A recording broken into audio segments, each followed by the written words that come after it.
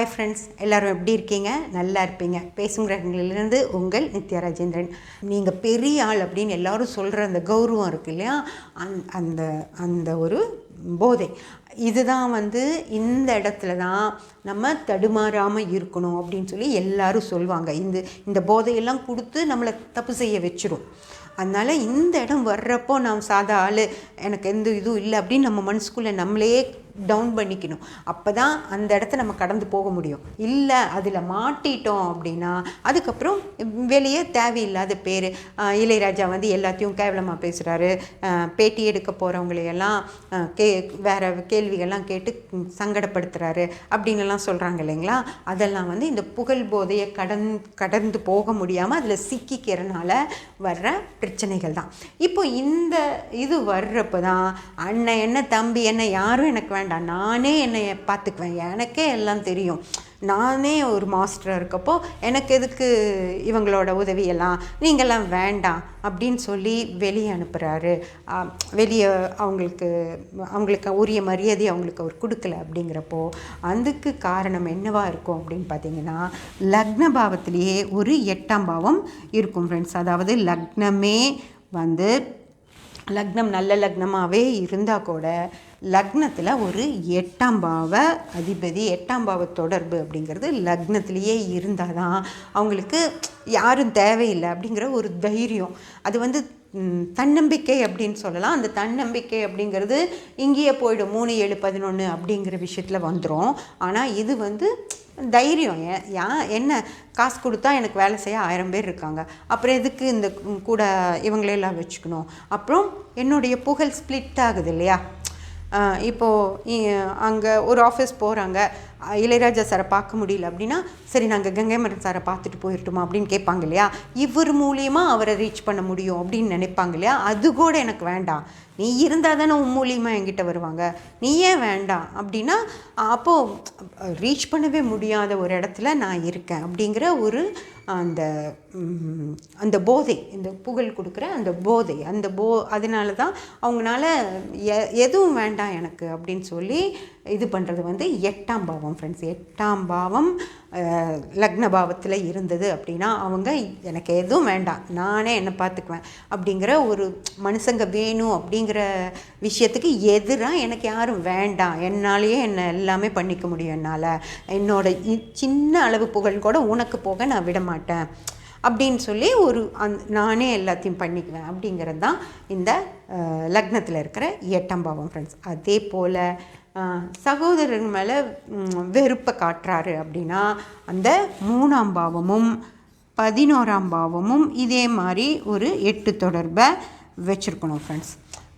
அப்போ தான் அந்த எனக்கு நீங்கள் வேண்டாம் அப்படின்னு சொல்லி சாப்பிட வர்றவங்கள கூட நீங்கள் போங்க அப்படின்னு சொல்லி அனுப்புகிற அளவுக்கு அவர் மனசு தைரியமாக இருக்குது அப்படின்னு அர்த்தம். நான் பார்த்துக்குவேன் என் பிரச்சனையை, எனக்கு நீங்கள் தேவையில்லை அப்படின்னு சொல்கிறதுக்கு இதுதான் காரணம் ஃப்ரெண்ட்ஸ். அந்த 3ஆம் பாவமும் 11ஆம் பாவமும் இதே மாதிரி ஒரு தொடர்பில் இருக்கிறது.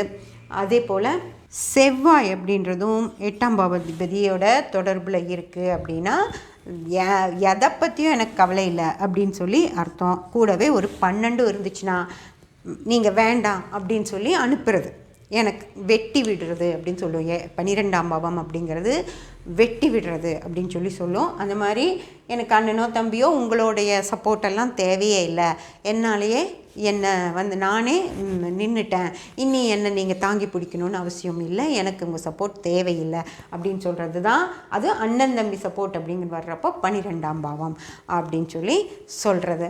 அதே போல் இப்போ நம்மளுக்கு எல்லாத்துக்குமே தெரியும், எஸ்பிபி அவர்களோட ஒரு பிரச்சனை பண்ணுறார். அதாவது என்னுடைய பாடல்களை நீ பாடக்கூடாது அப்படின்னு சொல்லிடுறாரு. அதாவது அவர் எங்கேயோ ஃபாரின் போகிறாரு ஒரு கச்சேரிகள்லாம் பண்ணுறக்காக, அந்த நேரத்தில் நீ என் பாடல்களை பாடக்கூடாது அப்படின்னு சொல்லி சொல்கிறாரு. அப்படின்னா அந்த தன்னுடைய பாடல்களால் தான் அவர் புகழடைகிறாரு. அப்படிங்கிறப்ப அந்த இதை நிறுத்தணும் அப்படின்னு சொல்லி பார்க்குறாரு. அப்படின்னா என்னென்னா தன்னுடைய புகழ் முழுக்கம் தனக்கே சொந்தம், அடுத்தவங்க யாருக்குமே அந்த புகழை நான் விட்டு கொடுக்க இஷ்டப்படலை அப்படிங்கிறது தான் இந்த 8ஆம் பாவம் காட்டும் ஃப்ரெண்ட்ஸ். அதனால் எனக்கு புகழ் என்னோடது, பணம், அந்த நான் போட்ட பாட்டால் கிடைச்ச மொத்த புகழும் எனக்கு மட்டுமே சொந்தம். ஏன்னா எதையுமே அவர் புரிஞ்சிக்கல, வெறும் பாட்டு மட்டுமே அந்த புகழை கொடுத்துறாது. அவங்க பாடினவங்க இன்னும் நிறைய விஷயங்கள் இருக்குது இல்லைங்களா. அந்த பாட்டை வந்து அழகாக எடுத்த டான்ஸ் மாஸ்டரு, டைரக்டரு, அவங்க எல்லாருமே இருக்காங்க இல்லையா. அதை பற்றிலாம் அவர் எதுவும் யோசிக்கலை. தன்னோட இசையால் மட்டும்தான், அந்த குரல்களை பற்றி கூட அவங்க யோசிக்கலாம். அதை அழகாக பாடினவங்க இருக்காங்க இல்லையா, அதெல்லாம் இருந்தால் தான் அந்த பாட்டு ஹிட் ஆகும் அப்படியெல்லாம் அவர் யோசிக்கலை.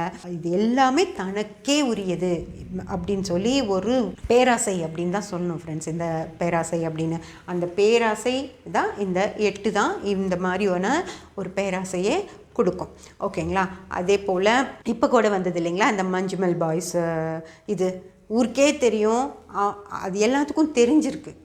தெரிஞ்சே வந்து அவங்க வந்து ஏதோ இது வாங்கிட்டு, ஏன்னா கமல் சாரையெல்லாம் பார்க்குறதெல்லாம் காட்டினாங்க நமக்கு, அந்த மாதிரி ஃபோட்டோஸ் எல்லாம் நம்ம பார்த்தோம். அப்போ அவங்க ஏதோ ஒன்று பண்ணி அதுக்கு பெர்மிஷன் வாங்கிட்டு தான், அதுவும் இவ்வளோ தைரியமாக அந்த பாட்டை போட்டிருக்காங்க அப்படின்னா அந்த பெர்மிஷன் வாங்காமல் அவங்களால போட முடியாது இல்லைங்களா. அப்படி அவங்க போட்டிருக்காங்க. அதுக்கு வந்து அவர் ஒரு சின்ன இது கொடுக்குறாரு அப்படின்னா அப்போ மக்கள் என்ன நினைப்பாங்க, அது யோசிக்கணும் இல்லையா. அது எப்படி பெர்மிஷன் வாங்காமல் அவங்க அந்த பாட்டை போட்டிருப்பாங்க அப்படின்னு சொல்லி கூட யோசிக்காமல் அவர் அவங்களுக்கும் ஒரு நோட்டீஸ் அனுப்புகிறாரு அப்படின்னா, அதாவது தன்னை சுற்றி நடக்கிறத பற்றியெல்லாம் அவர் எதுவும் கவலைப்படலை.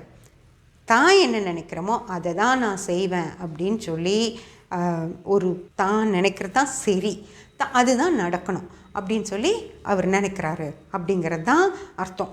அப்போது இந்த மாதிரியான ஜாதகர்களுக்கு லக்ன பாவம் இப்படி தான் இருக்கும். கொஞ்சம் கூட அவங்களுக்கு அந்த ஒரு கருணை அந்த மாதிரியான விஷயங்களெல்லாம் இவங்களுக்கு இருக்கவே இருக்காது அப்படிங்கிறது தான் இந்த 8ஆம் பாவம் காட்டுது ஃப்ரெண்ட்ஸ். அதனால் லக்ன பாவம் 8, 3ஆம் பாவத்துலேயும் ஒரு 8, 11ஆம் பாவத்துலேயும் ஒரு 8, அப்படி தான் அவங்களுக்கு வந்து செவ்வாயும் சங்கடப்படுத்துறது, அடுத்தவங்களை வந்து சங்கடப்படுத்துறது அப்படிங்கிற விஷயத்துலேயும் ஒரு 8 அப்படின்னு இருக்குது. அப்புறம் இந்த வழக்கு அந்த விஷயங்களையெல்லாம் செய்கிறதுலேயும்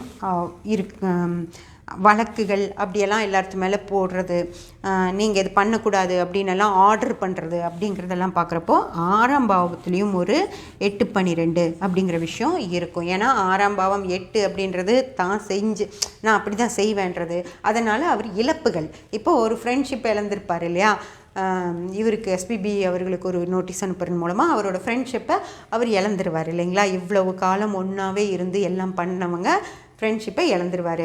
இவ்வளவு விஷயங்கள் 8 அப்படி மோசமான விஷயங்கள் லக்னம் வச்சுருக்கே, அப்புறம் எப்படி அவர் வந்து பணம் சம்பாதிச்சார் அப்படின்னு சொல்லி கேட்டிங்கன்னா, அதுதான் ஃப்ரெண்ட்ஸ் நான் முதல்ல சொன்னது. முதல்ல சின்ன வயசில் அவருக்கு இருந்த விஷயம் என்ன அப்படின்னா, நான் ஜெயிக்கணும் அப்படின்னு தன்னுடைய திறமையோ தன்னோட முழு திறமையையும் முழு அர்ப்பணிப்போட ஒரு வேலையை அவர் செஞ்சார் இல்லையா, கஷ்டப்பட்டார் இல்லையா, சாப்பிடாம தூங்காமல் அப்படி கஷ்டப்பட்டு அவர் அந்த வேலையை செஞ்சதுக்கான பலன் வந்து இப்படி அவருக்கு கிடச்சிருக்கு. அதுக்கப்புறம் அந்த மமதை அப்படின்ற ஒரு விஷயம் இருக்கு இல்லையா, அதன் மூலிமா உண்மையான இந்த 8 இருந்தால் தான் போராட்ட குணம். 8 வந்து போராட்ட குணமும் 8 தான். போராடினார் சின்ன வயசில். இந்த 8 வந்து இவர் இந்த போராட்டத்துக்கு பயன்படுத்திட்டார். அதுக்கப்புறம் வயசு ஆனதுக்கப்புறம் இந்த 8 வந்து அவரை 8ஆம் பாவத்தில் அசிங்கப்படுறது, அவமானப்படுறது, கேவலப்படுறது அப்படிங்கிற விஷயங்களும் இருக்குது. ஸோ அந்த விஷயங்கள் இங்கே செயல்படுது. சின்ன வயசில் இதை போராட்டத்துக்கு யூஸ் பண்ணி அவர் ஜெயிச்சு வந்தார். ஓகேங்களா. அதுக்கப்புறமா இன்னொரு விஷயம் ஒன்று இருக்குது ஃப்ரெண்ட்ஸ், கர்மா அப்படின்னு சொல்லி. அதாவது போன ஜென்ம அந்த இதுக்கு முன்னாடி அவர் வாழ்ந்த வாழ்க்கையில், இந்த ஜென்மத்துக்கு வர்றதுக்கு முன்னாடி அவர் வாழ்ந்த வாழ்க்கையில் அவர் ஏதோ ஒரு காரணத்துக்காக இவ்வளவு பணம் சம்பாதிக்கணும் அப்படின்னு அவருக்கு எழுதியிருக்கும். அன்னைக்கு வந்து அவர் ஏதாவது பெரிய தான தர்மங்கள் செய்கிற ஒரு ராஜாவாக இருந்திருக்கலாம், நிறைய தான தர்மங்கள் செஞ்சுருக்கலாம், பசியோடு வந்தவங்களையெல்லாம் நிறைய அள்ளி கொடுத்துருக்கலாம். அந்த மாதிரி ஏதோ ஒரு கர்மா அந்த புண்ணியத்தோடு அவர் பிறந்திருப்பார். அதனால தான் இவ்வளவு பணம் சம்பாரித்து நல்லா அந்த பெரிய வசதியோடு வாழணும் அப்படின்னு அவருக்கு இருக்குது. அவ்வளவு வசதிகள் இருந்தாலும் இந்த மாதிரி ஒரு போதையெல்லாம் அவருக்கு கொடுத்து அவரை கஷ்டத்துலேயும் ஆழ்த்திருக்கு. அப்படின்னா இப்படி வாழணும் அப்படின்னு ஒரு கர்மா அவருக்கு இருந்திருக்கும். அந்த கர்மாவை யூஸ் பண்ணிவிட்டு இந்த ஜென்மத்திலையும் மிச்சம் இருக்க கர்மாக்களையும் போக்கிட்டு அவர் போகணும் அப்படிங்கிறது தான் கடவுளோட சித்தமாக இருந்திருக்கும். ஆனால் இவர் இங்கே வந்து திரும்பியும் இதன் மூலிமா சில பாவங்களை செஞ்சு திரும்பவும் கொஞ்சம் கர்மாக்களை சேர்த்துறார். ஸோ அடுத்த ஜென்மம் அவருக்கு கண்டிப்பாக இருக்குது அப்படின்னு சொல்லி தான் நம்ம எடுத்துக்கணும் ஃப்ரெண்ட்ஸ். அந்த மாதிரி இதுக்காக தான் சொல்கிறது, நமக்கு பணம் வரட்டும், என்ன வசதிகள் வரட்டும், எல்லா மனிதர்களோட ஒரு புகழ் வரட்டும், என்ன வேணாலும் வரட்டும், எல்லாரும் நம்மளை புகழட்டும். ஆனாலும் அந்த நேரத்தில் அந்த போதையில் சிக்காமல் அந்த விஷயங்களை ஆமாம் ஓகே இதெல்லாம் ஏதோ ஒரு கடவுள் புண்ணியத்தில் எனக்கு நடக்குது, நான் செஞ்ச ஏதோ ஒரு கர்மா நல்ல கர்மா இருந்திருக்கும் போல், அதனால எனக்கு இதெல்லாம் நடக்குது அப்படின்னு நினச்சிக்கணுமோ தவிர இதெல்லாம் மண்டையில் கொண்டு போயிட்டு தலைகணம் வந்துச்சு அப்படின்னா அது ஒரு பெரும் கர்மாவாக மாறி பல பிறவிகளை நம்மளுக்கு கொடுத்துரும் ஃப்ரெண்ட்ஸ். அதனால் அந்த மாதிரி விஷயங்கள் எல்லாம் சிக்கிக்கவே கூடாது. அதெல்லாம் நீங்கள் தான் உங்களுக்கு பார்த்துக்கணும். ஓகேங்களா? சப்ஸ்கிரைப் பண்ணி பெல் பட்டன் ப்ரெஸ் பண்ணி வச்சுக்கோங்க. அப்போ தான் நான் போடுற எல்லா பதிவுகளும் உங்களுக்கு கிடைக்கும். லைக் பண்ணி ஷேர் பண்ணி கமெண்ட் பண்ணிங்கன்னா எனக்கு சப்போர்ட்டிவாக இருக்கும். Thank you friends.